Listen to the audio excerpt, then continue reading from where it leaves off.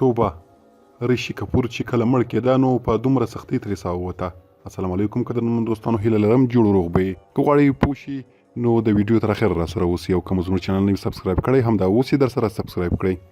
د هندي فلمونو نامتو هنرمند ریشي کپور د 15 کلونو په عمر د هند په ممبئی ښار یو روغتون کې ومړ. هغه له تیرو 2 کلونو راهیسې په سرطان اخته و چې نن یې ترې ژوند واخیست. د ریشي کپور د مړینې خبر د هغه ورور رندیر کپور تایید کړ او رسنیو ته یې وویل هغه موږ سره نور نشته.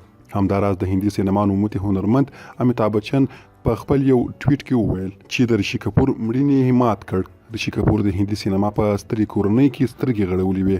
هغه د پریوتي راج کپور لمسی او د راج کپور دویم زوی وو. همداراز رندیر کپور، ریتویو نندا، ریما جین او راجیو کپور یې ورونه او خویندې وې.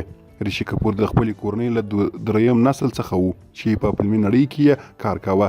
رنبیر کپور، کرینا کپور او کرشما کپور بیا د دغه کورنۍ د څلورم نسل هنرمندان دي. ریشي کپور په 1980 کال کې په لومړي فلم کې د ماشوم رول لوبولی و او وروستی فلم یې له عمران هاشمي سره ثبت کړی و چې د دیباډي نومېده. ریشي کپور د هندي سینما یو له مخکښو او تکړه هنرمندان څخه و چې د هند خلک یې سخت خفه کړل. دا د عرفان خان له مړینې وروسته د هندي سینما لپاره یوه بله ستره ضایعه ده.